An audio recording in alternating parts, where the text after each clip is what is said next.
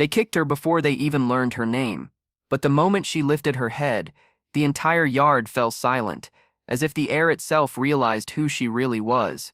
The attack happened in broad daylight, under a sun so bright it made every grain of dust glow like sparks.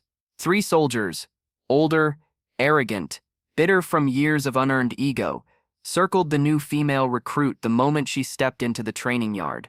They saw her small frame, her neatly folded uniform, the quiet determination in her eyes, and they decided she didn't belong. Before I tell you what happened next, tell me in the comments where you're watching from. I love knowing who's listening. She barely had time to take a breath before the tallest one shoved her. She stumbled. Dust rose. Another kicked her leg out from under her, and when she fell, the third drove his boot across her cheek, leaving a bright smear of dirt and insult. The yard went silent. A few recruits paused mid-step.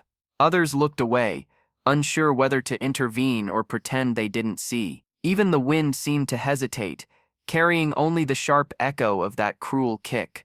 A sharp pain shot through her face, but what struck her harder was the humiliation. Is this what I trained for? She wondered. To be treated like I don't belong. She pushed herself up slowly, sand clinging to her palms. Her heart hammered, not from fear but from the effort of swallowing everything she wished she could scream. She had worked for years to earn this uniform. Through illness, through family loss, through nights when she nearly quit.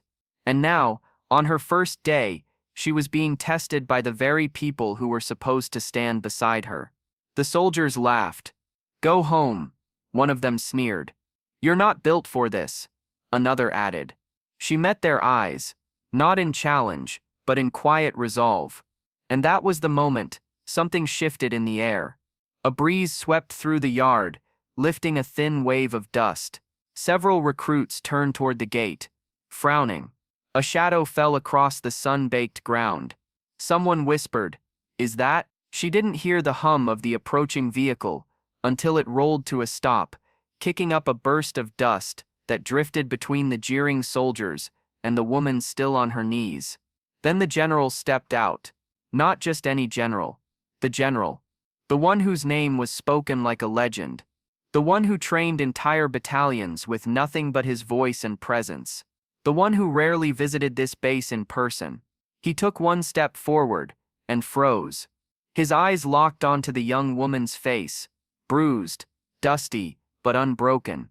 Something in his expression cracked, as if a memory punched the breath out of him. Because he recognized her. The yard thickened with tension.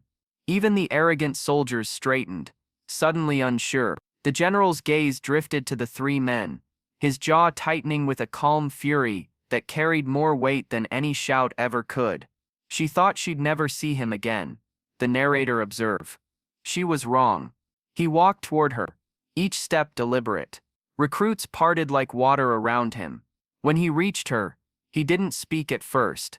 He simply extended his hand. She hesitated, then took it.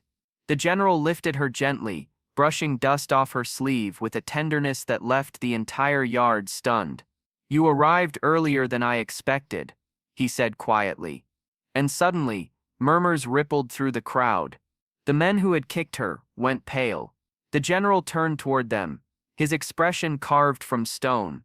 "You 3, he said, just assaulted the soldier Ray personally recommended for advanced leadership training. The top candidate in her entire division." A wave of shock rippled across the sunlit training grounds. Neighbors from nearby barracks stepped out of doorways. Recruits leaned forward. Even the birds seemed to pause mid-flight. He didn't yell. He didn't need to. "Retrieve your gear," he told them. "You will report to disciplinary command immediately. And you will apologize, publicly." The soldiers swallowed hard, shame finally sinking in like heat through metal. As they walked away, shoulders slumped, the general placed a hand on the young woman's shoulder. "You earned your place here," he said. "Don't let anyone make you doubt it." Her eyes softened. For the first time that morning, she allowed herself to breathe deeply. The sunlight warm on her face, the dust settling around her like a quiet promise. Because kindness doesn't vanish, It waits, and it finds its way back. And sometimes it arrives in the form of the person you thought you'd lost forever. Thank you for listening, my friend. If this story moved you, subscribe for more stories just like this, and leave a comment. Share your thoughts below.